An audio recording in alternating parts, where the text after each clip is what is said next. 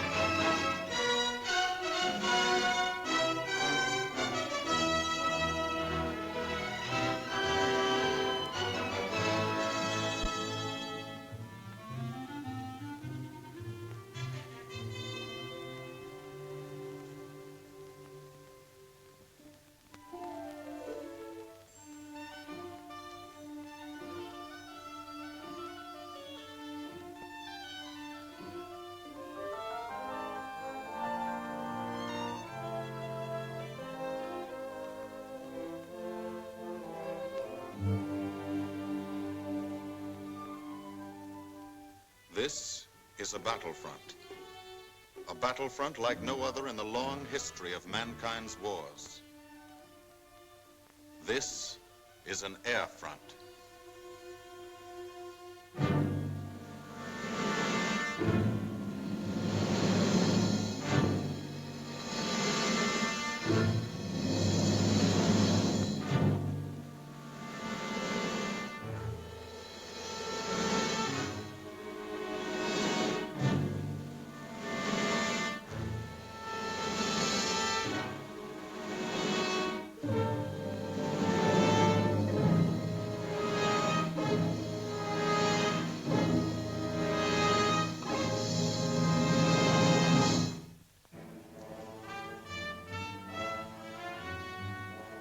The working day begins, as it will end, with the ground crews, as much a part of the fortress as her wings. If you're a mechanic, you've got your own bomber. You get attached to it. But you know when your ship goes out on a mission, you may never see it again. So you do your work as well as it can be done, perfectly, because you wouldn't want anything to go wrong that would be your fault.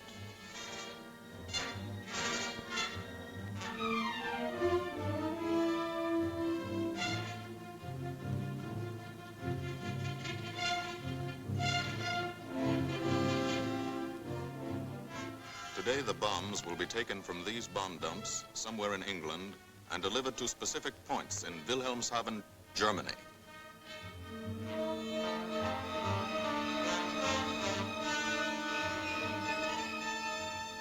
To deliver them is the job of the 8th Bomber Command, just a hauling job, yet one of the most difficult and complicated of military operations.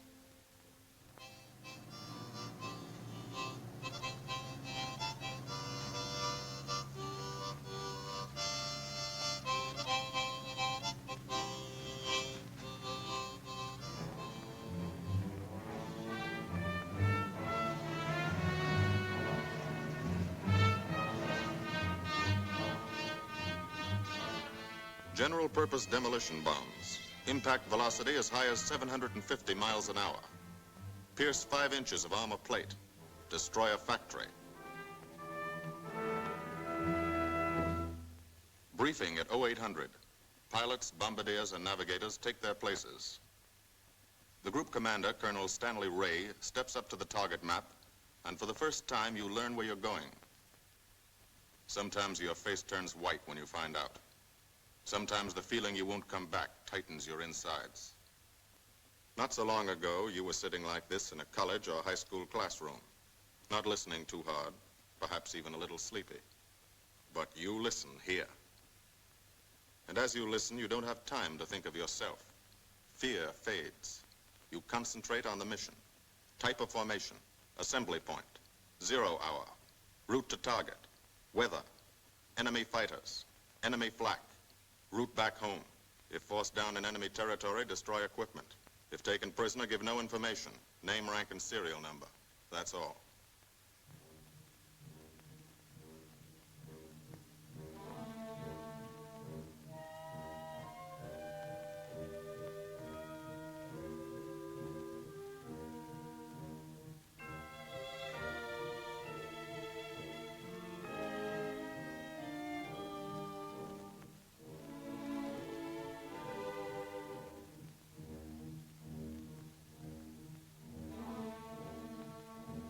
These are the passengers with one-way tickets. And this is the crew of the Memphis Belle, 324th Squadron, 91st Heavy Bombardment Group. Just one plane and one crew in one squadron, in one group, of one wing, of one Air Force, out of 15 United States Army Air Forces. Well, fellas, we've never had an easy ride over there yet, and today won't be any different. No escort except unfriendly, so keep your eyes peeled. Don't get excited and yell when you're talking on the intercom. Save your ammunition and make your shots count. And let me know what goes on back there, Quinlan. Yes, sir. Stay on the ball, gang, and she'll bring us back like she's always done. Okay? Let's go.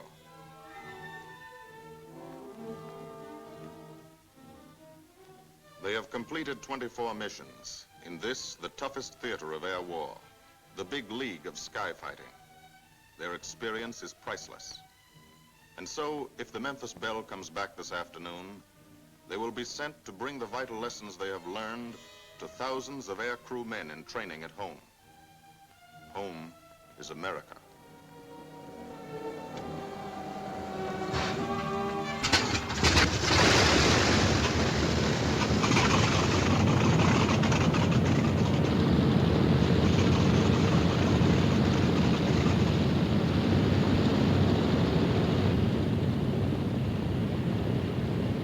This is a battlefront, like no other in this or any war. No monster armies, no booming cannon. Only the roaring engine sound of the bombers pounding through the quiet English countryside. This is an air front.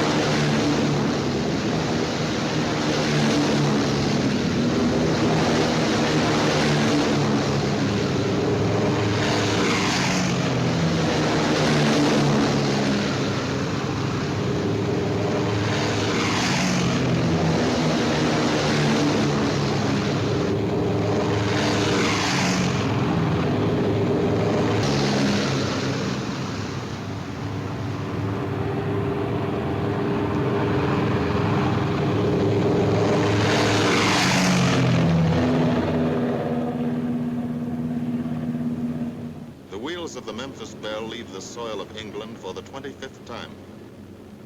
The friendly soil of England, with its ordered farms and rural hamlets, its country estates surrounded by formal gardens and well-kept parks. The England these Americans knew only from the classics they had to read in school.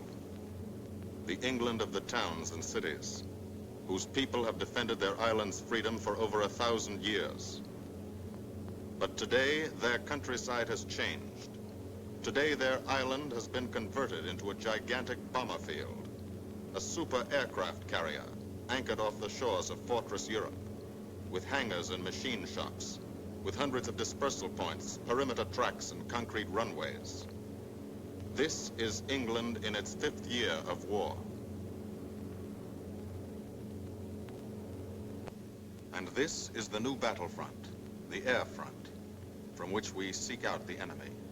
Not his infantry or his artillery, Not his panzer divisions, but the greater menace. The industrial heart of his nation. The foundation on which the Nazi Empire and its armies stand. The power behind the German lust for conquest. The steel mills and refineries, shipyards and submarine pens, factories and munitions plants. Pinpoints on the map of Europe which mean rubber. Guns, ball bearings, shells, engines, planes, tanks, targets. Targets to be destroyed. And these are the destroyers, each with a belly full of bombs, and 10 men like the crew of the Memphis Belle. Pilot Captain Robert Morgan, industrial engineer from Asheville, North Carolina. He's flown this ship across the Atlantic. The other pilot, Captain Jim Verinis, business administration student at the University of Connecticut. Radio operator and gunner, Sergeant Bob Hansen, construction worker from Spokane, Washington. Navigator, Captain Chuck Layton, chemistry student at Ohio Wesleyan. Engineer and top turret gunner, Sergeant Harold Locke from Green Bay, Wisconsin. Used to be a stevedore. Besides keeping the Belle in order, he covers the sky above. Tail gunner, Sergeant John Quinlan of Yonkers, New York. Clerked for a carpet company, but he quit December 8th, 1941. Ball turret gunner, Sergeant Cecil Scott. Pressman for a rubber company in Rahway, New Jersey. Pilot to crew, 10,000, put on oxygen. They're climbing higher now, 300 feet a minute. The strain on the planes and on the men is mounting. The rest of the crew, Bombardier Captain Vincent Evans, operated a fleet of trucks in Fort Worth, Texas. Waist gunners, on the right, Sergeant Bill Winchell, chemist for a paint company in Chicago. And on the left, Sergeant Tony Nastal, used to repair washing machines in Detroit when he was a kid. Now he's 19 and has 2 Nazi fighters, confirmed.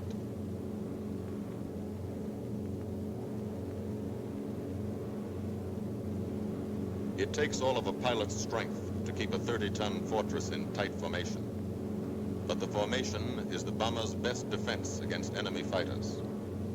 The planes are deployed to uncover every gun, stepped up and down, echelon to the right and left, arranged to overcome the danger of gunners firing into friendly ships, arranged so concentrated cones of fire from the caliber 50 machine guns cover the sky for 1,000 yards in every direction.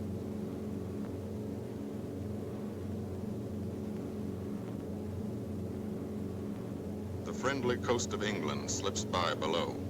It doesn't look like much now, but in a few hours when you come back, if you come back, this will be the most beautiful view in the world. Higher and higher, climbing to reach your best operational altitude, 25,000 feet, 5 miles straight up. So high you can't be seen from the ground with the naked eye. So high that after 1 minute without oxygen, you lose consciousness. After 20 minutes, you're dead.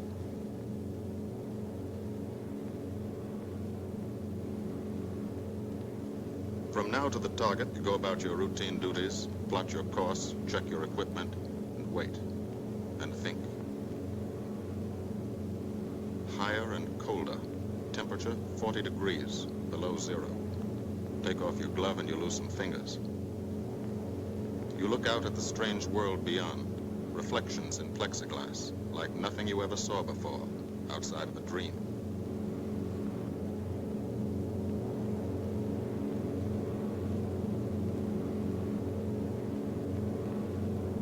Higher and higher into the lifeless stratosphere, until the exhaust of the engines mixing with the cold, thin air condenses and streams the heavens with vapor trails.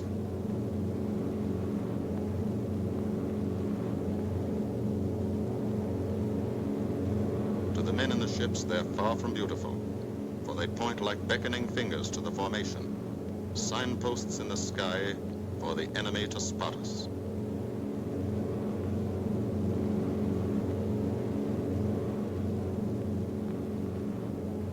For these bombers to accomplish their mission, a plan is needed. Carefully worked out, timed to the minute. The job is to bomb Wilhelmshaven effectively and economically. The enemy is strong, skillful, determined to stop us. Here are his defenses. Airdromes, well dispersed. Each plane indicates a staffel or squadron of fighters. Heavy anti-aircraft, highly trained and accurate, all along the coast and defending his vital installations. Radar to warn him of our coming. Here is our plan to divide his defenses and weaken his opposition. At 13:30 hours, shortly after takeoff, 6 groups of planes will be heading toward the enemy coast from 6 directions. The Blue Force, 100 B-24 Liberator 4-engine bombers. The White Force, 300 B-17 Flying Fortresses. The Green Force, 300 B-17s with an escort of 6 squadrons of P-47 Thunderbolts. A force of B-26 Marauders, twin-engine medium bombers with 6 squadrons of RAF Spitfires escorting. Almost 1,000 planes and over 8,000 men in the air. The enemy alerts all his airdromes. But which is our main force? What are our targets? Where should the Nazi controllers send their fighters? It's our job to make them guess, and guess wrong. A half hour later, at 1400 hours, the Blue Force will be heading east across the North Sea with the White Force following. These enemy fighters are tied down, waiting to meet them, and will not be able to attack the Green Force. These fighters must come up to attack the Green Force, and thus will be no threat to the Blue and White Forces. The B-26s and Spitfires will bomb and strafe a key rail junction, diverting these 6 Staffeln and preventing the enemy from concentrating too many fighters on the Green Force, which is scheduled to bomb an aircraft factory at Hanover. At 14:30 hours, the Blue Force will threaten this entire coastal area of northwestern Germany. Which target will it be? Flensburg? The Kiel Canal? Or will it turn suddenly and bomb Hamburg, Wegesack, or Emden? Actually, it carries no bombs at all. It's a decoy and keeps the fighters from the northern area busy while the White Force, the main effort, heads for the submarine pens of Wilhelmshaven. At 1500 hours, while the White Force is over its target, only a fraction of the available German fighter strength of the area can intercept it. Because of the Blue Force diversion and the simultaneous bombing of Hanover by the Green Force. This is the plan of battle for today, drawn up by the Combined Operations Planning Committee and approved by the Commanding General. The White Force, lead group, low squadron. We've crossed the invisible line of enemy radar. The Hun is expecting us.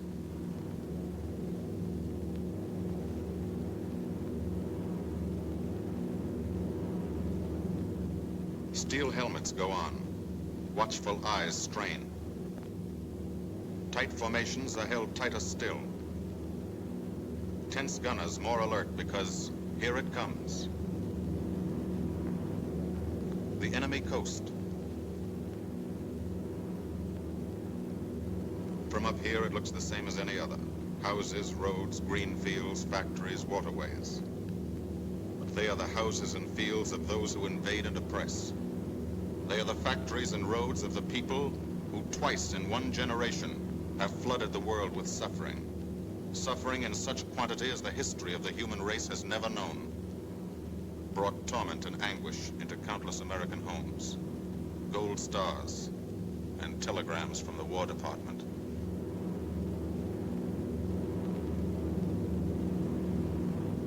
The first flak, just harmless-looking, silent puffs of smoke. Only each puff is a shell exploding, throwing shrapnel around the sky. Exactly the range, accurate flak by radio prediction. 5 miles down, Nazi anti-aircraft batteries have calculated the altitude, speed, and course. Where will the next one hit? You try not to be there.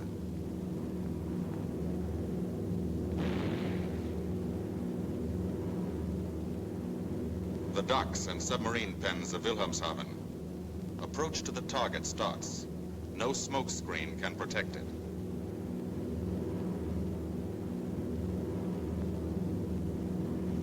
Now the enemy knows the path of your approach and walls that path with a flak barrage, but you fly right through it.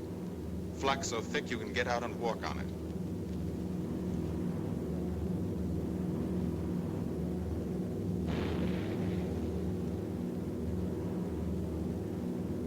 Morgan changes course every 15 seconds. Evasive action to confuse the flak batteries. Bomb sights set for correct altitude and speed. Bomb bay doors open. The bombing run begins. Pilot to Bombardier. Okay, Vin, you've got it. Now Evans flies the Memphis Belle, controlling it through the bomb site. And now we are most vulnerable. Committed to our bombing run, we can't dodge flak or fighters. Here's the first.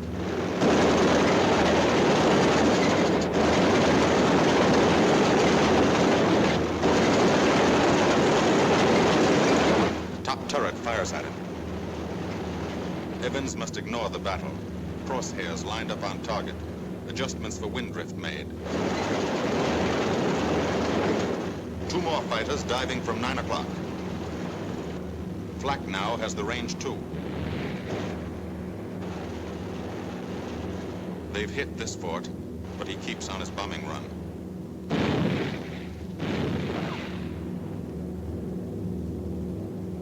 As lead bombardier, Evans's aim must be good.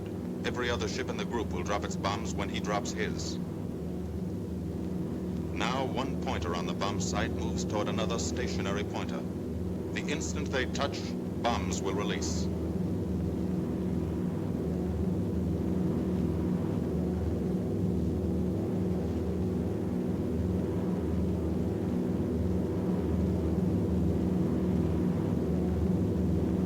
They touch. Bombs away.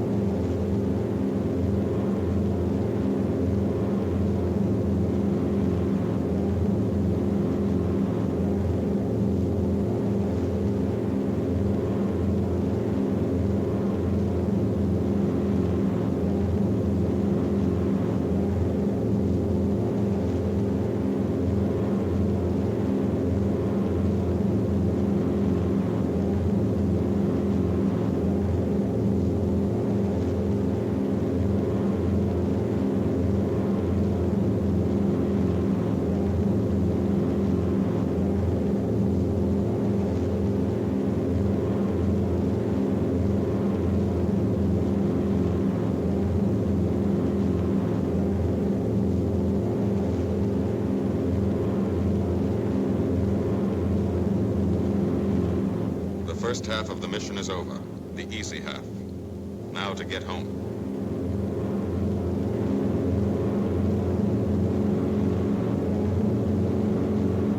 The flak stops.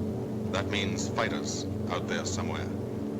A staffer lurking behind that cloud, or hiding up in the sun where the glare blinds you, and you can't see them, waiting to dive down on you.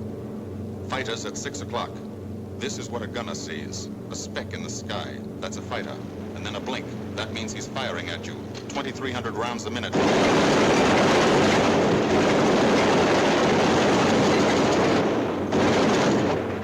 In a running battle, one of the most important instruments is the interphone. There's 4 of them. 1 o'clock high. They're coming around. Watch it.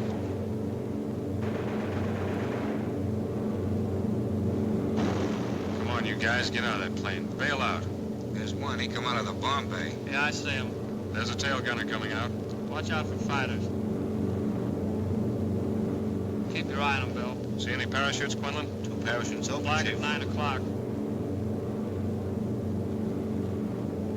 8 men still in that B-17. Come on. Get out of there. There's 3 more chutes. Flak, 11 o'clock. Fighters, 6 o'clock. ME-109 at 3 o'clock. Keep after him, Winchell. I see him. I'm on him. Come on, use me.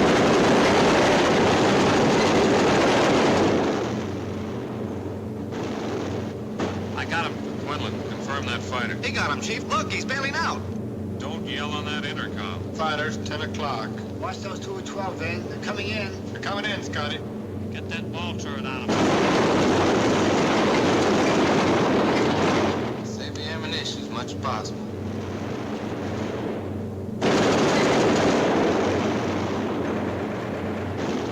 Watch that fighter coming in the 3 o'clock.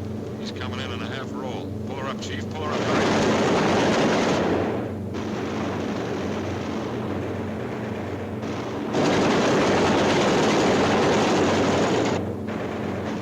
This fortress is hurt.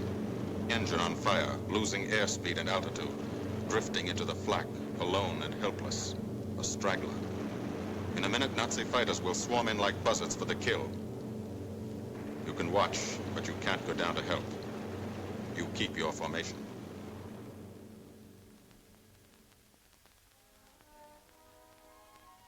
Here, too, the mission is being flown. None the less real for being in the minds and hearts of these men behind. Ask anybody who's been to a field in England, or anywhere else our bombers are based, and he'll tell you that there's drama here, too. Waiting to see who's coming back. To watch them, you might not realize how tense these ground crews are.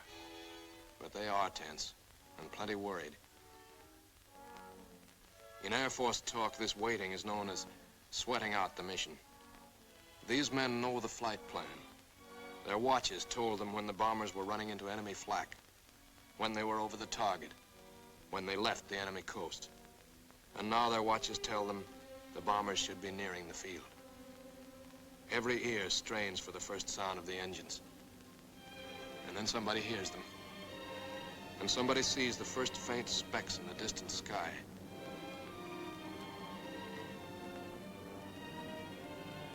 Every face turns to see and count. The watchers try to read the numbers on the ships. These planes have priority to land first. The colored flares mean wounded aboard.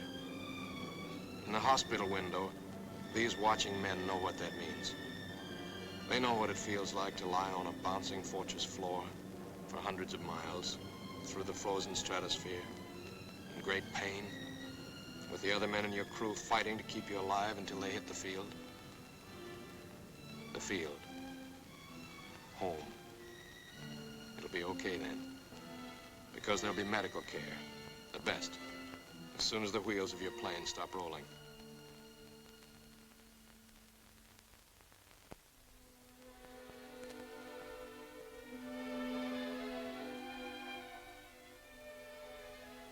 Head wound. Concussion. 20-millimeter cannon shell exploded in his radio compartment. Shock. Internal injuries. He'll be all right, though. Flak burst scattered flying shrapnel. He's full of steel splinters. This pilot's leg is not a pretty sight. Neither are the docks at Wilhelmshaven. These men will all get the Purple Heart. And this man, too, posthumously.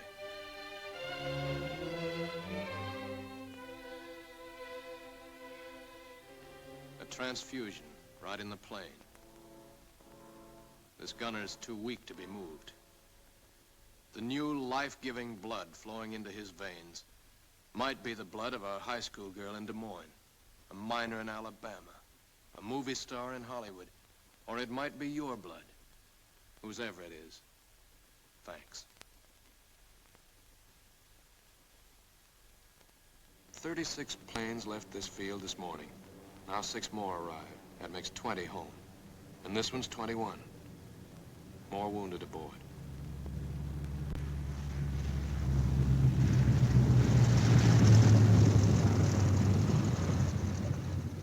.22, coming in with his left inboard engine dead.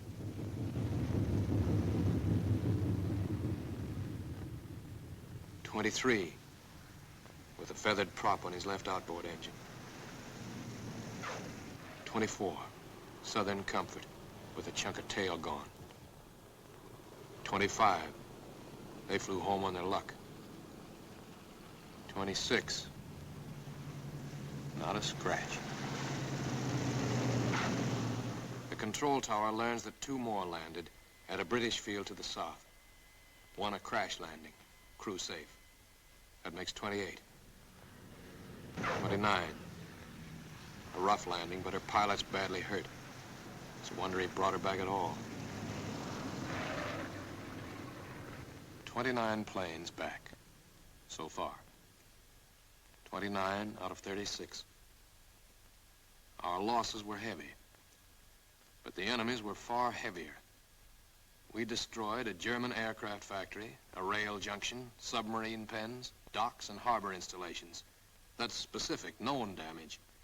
But who can tell the number of German torpedoes that will not be fired, the number of our convoys that will get through now, the soldiers' and seamen's lives that will be saved, or the battles that will be won instead of lost because of what these bombers and airmen did today.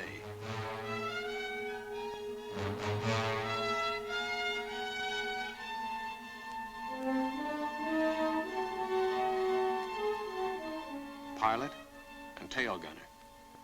They can laugh now. Fire on the inboard engine did this. Flames streaked back and burned the stabilizer, too. Another crew luck brought back.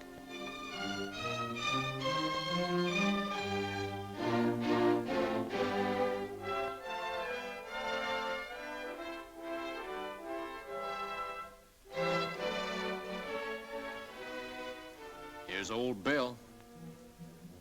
A pretty good airplane when it took off. Lost its nose, lost its navigator, bombardier wounded, top turret gunner and pilot hit. Hydraulic system shot out, no brakes, no flaps. But old Belle came back.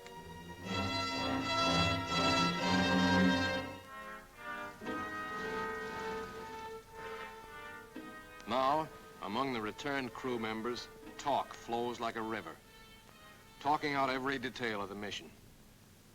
These are the faces of combat, faces of Americans who have watched their comrades die, faces that can never forget the enemy, and they're in no mood to have their picture taken.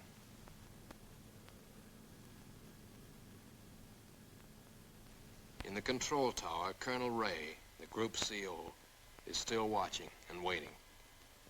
And then he spots the last flight. 3 more planes. And one of them is the ship everyone has been pulling for. The Memphis Belle. The last few miles of this trip have been a joyride. The strain is over. They can leave their guns now. Now they know they're going to go home. To Spokane, Green Bay, Asheville, Detroit, Chicago, Fort Worth, and Yonkers.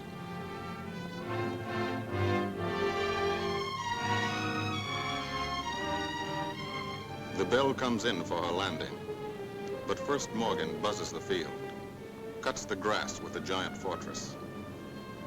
It's against the rules, but this is a special occasion.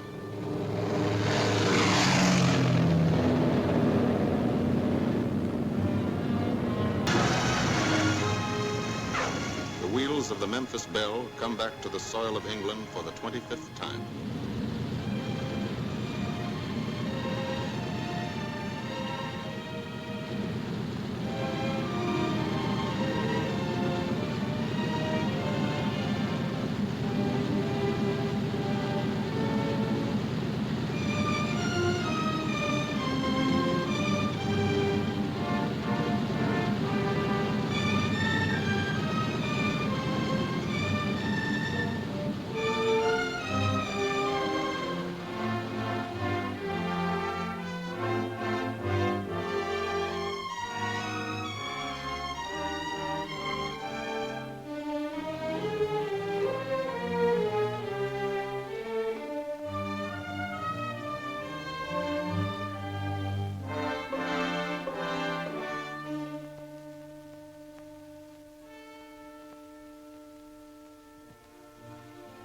This is a day they will never forget.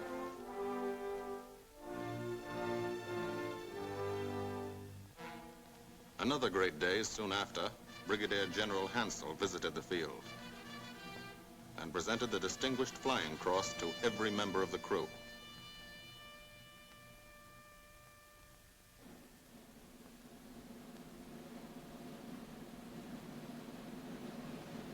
And then there was another day.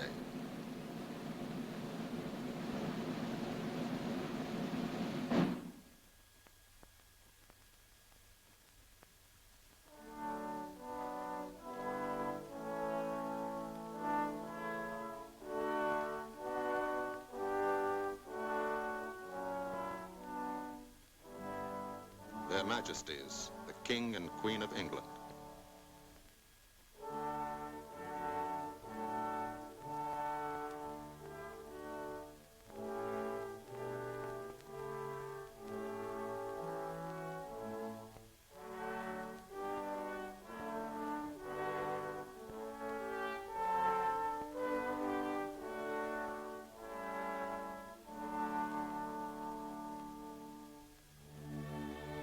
Johnny Quinlan never thought anything like this would happen to him when he left Yonkers.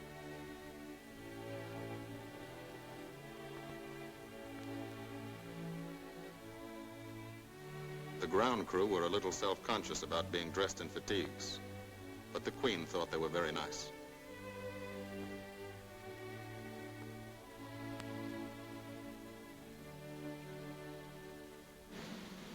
Finally, two more visitors came.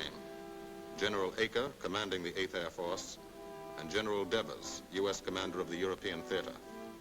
The Belle crew received them in flying clothes, as General Acre read the order for what he called their 26th and most important mission.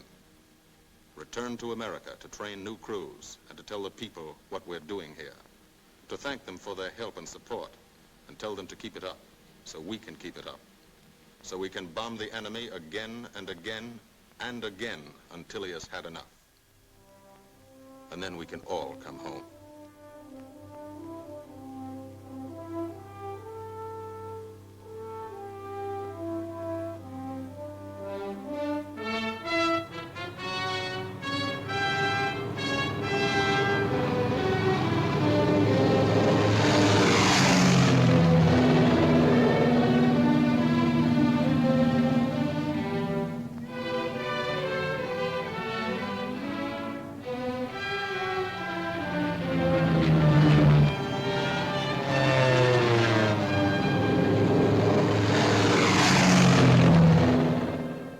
The 8th Air Force, who are now flying deep into Germany, bringing destruction to targets almost 1,000 miles from their bases.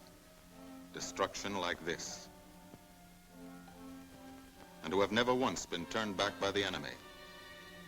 To those men, this film is gratefully dedicated.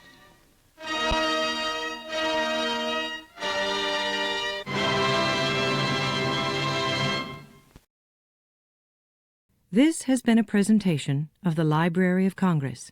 Visit us at loc.gov.